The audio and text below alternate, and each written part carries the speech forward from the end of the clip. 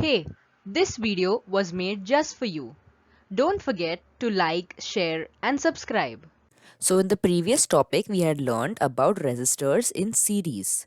Our next topic is resistors in parallel. Resistors are said to be connected in parallel when their ends are connected at both sides, as shown in the figure. So, in series, we had the resistors that were connected one after the other in a straight line. But in parallel, they have to have a common points on either side. So, if you remember, we always used to connect the voltmeter in parallel, where we connected it across a resistor and they both had common points on either end. So, similarly, whenever we connect all resistors in parallel, they have to have both their ends as a common point. The figure shows three resistors R1, R2 and R3 connected in parallel between points C and D as shown in this figure. Here we can see that there is R1, R2 and R3 and all of them have C and D as their common ends. V is the potential difference between C and D. Now we talk about resistors in parallel, they will always have common potential difference because the potential difference is measured across the 2 points across the resistors. So therefore resistors in parallel have a common potential difference. But the current flowing through each of them is different. This is how this is different from resistors in series. Because in resistors in series, we had seen that resistors in series had the same current passing through them, but each of them had a different potential difference across their ends. But in parallel, the potential difference across the two ends will be same, but the current passing through each of the resistor would be different depending on the value of the resistor. Therefore, let I1, I2 and I3 be the currents flowing through R1, R2 and R3 respectively. Then the total current flowing through the circuit is I, which is equal to I1 plus I2 plus I3. So whatever the cell is releasing the current that is passing through this, and here it gets divided, that is it gets split through three types, and it does not get split equally. It will get split depending on the resistor that is present. So if this resistor has a high value, then this current would be low, and all of them converge at the end and comes back to the same current, so that in the whole circuit there is just one I. So therefore this same I we know gets split into three parts. Therefore we know I is equal to I1 plus I2 plus I3. Now let Rp, where P is for parallel, be the effective resistance, that is the total resistance between C and D points. According to Ohm's law, we know I is equal to V upon Rp, where this Rp would be the effective resistance. So therefore, we know each of them. I1 would be equal to V upon R1, I2 would be equal to V upon R2, and I3 would be equal to V upon R3. Now we have to substitute all of this in this equation, and we get V upon Rp is equal to V upon R1 plus V upon R2 plus V upon R3. So here if we take V as common, we would get V 1 upon Rp is equal to V, we'll take it as common, and then we get V 1 upon R1 plus 1 upon R2 plus 1 upon R3. And since V is the same on both the sides, it will get cancelled out and we are left with this equation. So this is a little different than what we had seen in series, where in series we had seen Rs is equal to the sum of the individual resistance, that is R1 plus R2 plus R3. But when it comes to parallel, it is 1 upon Rp, which is equal to 1 upon R1 plus 1 upon R2 plus 1 upon R3. And if n number of resistors are connected in parallel, then it will go so on and so forth until we reach that 1 upon Rn, where n can be any number.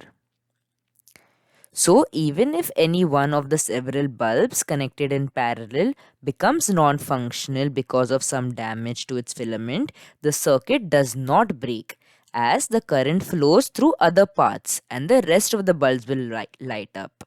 So here the current was splitting. So if any one gets damaged, here the circuit will not break, as we still have current passing through others and it will converge to continue the circuit. This was again different from what we had seen in series, where in series, if anything happens to one resistor, then there is a break in the circuit and none of the bulbs would light up. But here, only the damaged bulb will not light up and the rest of the bulbs will light up. When several bulbs are connected in parallel, they emit the same amount of light as when they are connected individually in the circuit, while bulbs connected in series emit less light than when connected individually.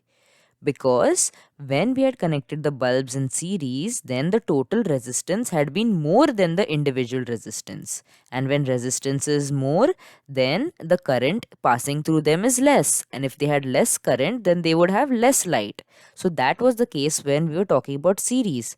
But when it comes to parallel, because it is 1 upon, the effective resistance is lower than individual resistance. Therefore, they amount the same light or more light when they are as compared to when they are connected individually in the circuit. So what have we derived from this resistors in parallel experiment? If a number of resistors are connected in parallel, then these are the following rules.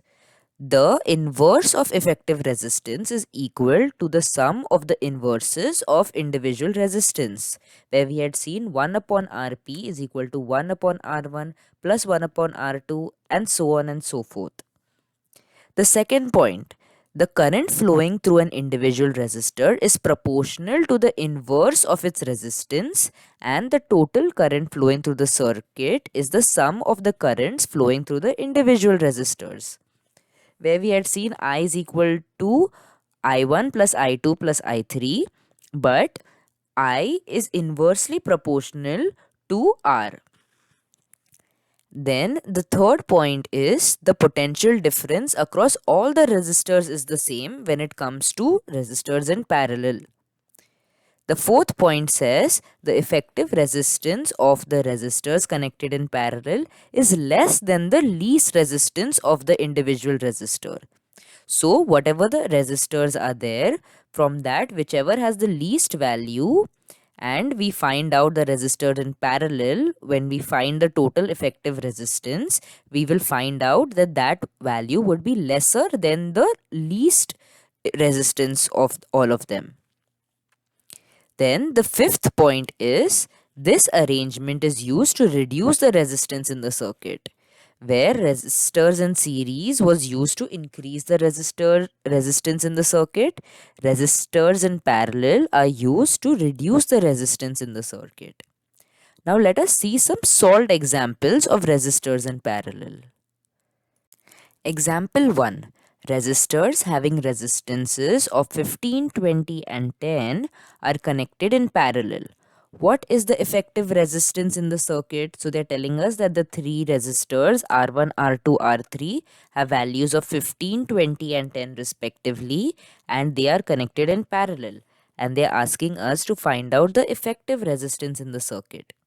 So R1, R2 and R3 is given to us, and we just now derived this formula where 1 upon Rp is equal to 1 upon R1 plus 1 upon R2 plus 1 upon R3.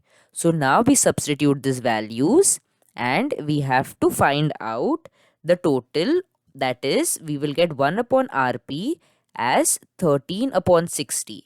And now we inverse it to find Rp is equal to 60 upon 30, and we get the value of 4.615 ohms. So now the effective resistance of the circuit is 4.615, which is less than the least of the three, that is 10. This means that from all of these three values, 15, 20 and 10, 10 had the lowest resistance because 10 is the smallest number, and the effective resistance was just 4.615. That is even less than the least of all of them, that is 10. So because 4 is lesser than 10, so this told does that when we connect resistances in parallel, the effective resistance would be lesser than the least of the individual resistances.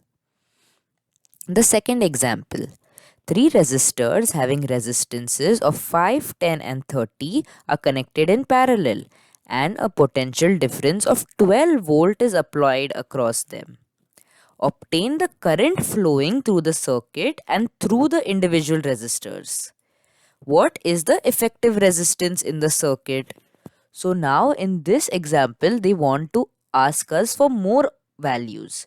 So here they have given us the values of three resistances and they're asking us to find the current flowing through all of them together and also individually. So we have been given R1, R2 and R3 and we have also been given the potential difference V, which is 12 volt. So by using Ohm's law, we can find the individual current that is flowing through each of them by using I is equal to V upon R.